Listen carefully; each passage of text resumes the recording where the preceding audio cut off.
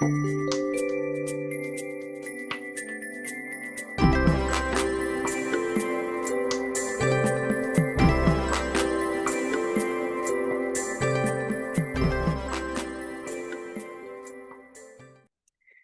and welcome to this video about this month's lunar eclipse in Scorpio. We are the astrologers of Pandora Astrology. I'm Jamie Kale Miller. I'm in Berkeley, California. And I'm Julia Mijas, and I'm in San Francisco, California. In this video, we're going to tell you about this moon, including what it will feel like, when it's happening, and the best ways to handle it. This lunar eclipse in Scorpio, which is also obviously a full moon. You can see that because here's the moon opposite to the sun and a couple other things. This one contains straightforward stress and plenty of it too. And I say straightforward because this is an opposition, and that's a pretty clear dynamic.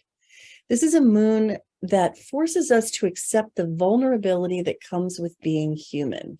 Very much a feature of Moon in Scorpio. It brings up intense feelings of vulnerability. The moon struggles in Scorpio because Scorpio is its sign of fall. It's in fall in Scorpio, which means that's the sign that it likes the least to be in. And Scorpio intensifies the moon. The moon's an emotional planet to begin with, and Scorpio's placement just amplifies the moon's emotional nature. You would think that the moon being a water planet and Scorpio being a water sign, that this would be a good pairing, but in a way, it's probably just too much of a good thing because it can veer into paranoia. Scorpio moons tend towards histrionics, drama, etc., and it can be rooted in an intense feeling of vulnerability and lack of control. This particular moon is facing off against 3 planets that are all placed in Taurus. The sun, of course, because that's the nature of a full moon. The sun and the moon oppose each other, and that's what makes it a full moon. And then Uranus is right here, and Vesta is right here too. It's like these Taurus placements are saying, face reality. Reality is simple. You are complicating matters, perhaps unnecessarily. Let go of your need to control because you're not in control anyway. Uranus pushes back against the moon's strong emotions. Vesta says, if you tune into your body and settle into it, resigning yourself to the physical reality, you can find peace and stability and focus too. Julia, what do you think of these factors? Well, because the moon is in Scorpio, which is a super emotional placement for the moon, it's also near the south node, so this is a releasing moon.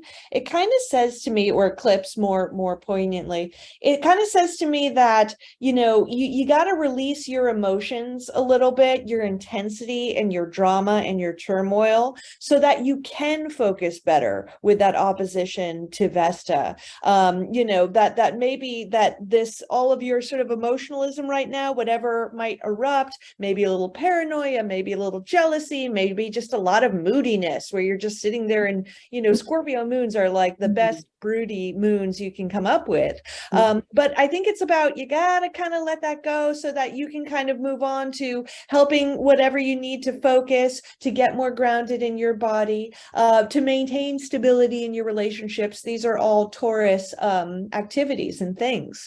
What else are you seeing in this moon?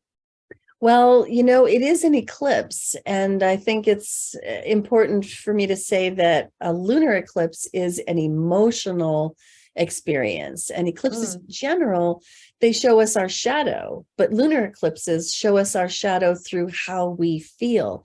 And so they can generate a very internal experience that other people don't see on you, but is a very strong and powerful experience for you inside. And Julia, I love that you mentioned this is a releasing eclipse, because the eclipsed planet, the moon, is with the south node.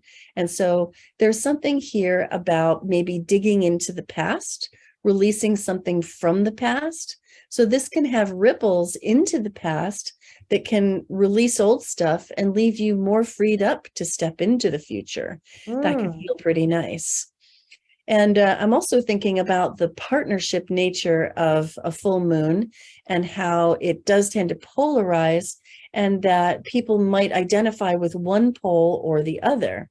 So some people watching this video might identify strongly with that Scorpio moon and feel intense and uncontrollable emotions roiling within themselves. And if this is you, the message is you can leave the storm behind, but it's your decision about whether to do that and how to do that. If a situation has erupted in your life and you're feeling powerless, face the physical reality around you and ask, how did you get yourself into this situation? Then you can get yourself out. And other folks might be identifying with the Taurus placements. And if this is you, you might well feel that you're watching someone in your life who's living a tornado of emotions. In other words, they're living out that Scorpio moon, right? And that you might be trying to ground that person in reality, and you might even feel that you cannot help them or do more than stand by ready to provide support. Helping them might not even be yours to do, especially if you don't need or deserve the collateral damage. So yeah, this is a pretty intense moon. Hi, Jamie here. I just wanted to say thank you for watching this video. And if you're enjoying it, please consider becoming a patron on Patreon. Your support helps keep this content free, and you can also get access to workshops where I will cast your chart live in the workshop. The link can be found in the description below. Thanks again, and let's get back to the video. What are your thoughts, Julia? Yeah, absolutely. Uranus is in there a little bit too. Uranus is kind of throwing in a little bit of a curveball. I feel like especially this Scorpio moon, which again, like I said, is probably the best brooding moon in the zodiac. That opposition with Uranus can also have a little bit of like this aloofness to it too. So it might be like, dealing in a relationship with somebody who just kind of cuts you off and just kind of says, oh, no, I'm fine, everything's fine, and then kind of goes off by themselves to brood. Uranus can be a little sensitive, but and its aloofness is usually a sign that there's a little sensitivity underneath. What do you think of that? Yeah, no, I think that's really something. I could see also this Uranus bringing some objectivity. Which might give some perspective to that, all of the emotions of that Scorpio moon. There are just so many ways that it can play out. Yeah. Well, there are a couple more things I want to throw in here about who's going to be the most impacted by this moon. If you have anything in your chart at all placed between 9 and 19 degrees of a fixed sign, well, then that part of your chart is going to feel this moon the most strongly. And the fixed signs are these ones: Leo, Taurus, Scorpio, Aquarius. And if it's your sun, then your birthday will tell us whether you'd feel this moon. So if your sun is between the 9 and 19 degrees of Taurus, then your birthday would be April 29 to May 10, and you would probably be feeling this moon.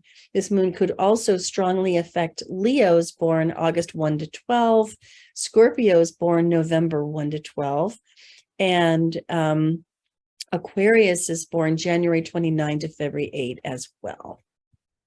Well, that's all for today. In this video, we gave you a lot of clues about this moon and how you can handle it for best results. And we really love making these videos for you. And if you love them too, then please hit that like button. We make these videos for you for free. And if you appreciate it, supporting us on Patreon is the best way to show it. Let your friends know about our videos too. Enjoy your May. And until next time, we'll see you around the cosmos. Bye-bye.